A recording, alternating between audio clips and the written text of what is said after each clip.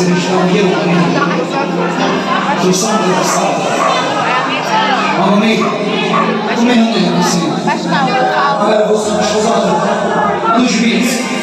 La famiglia lasciava te e non volessi sentire.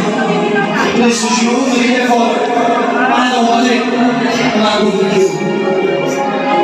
Applausi. E ringrazio che ci sono.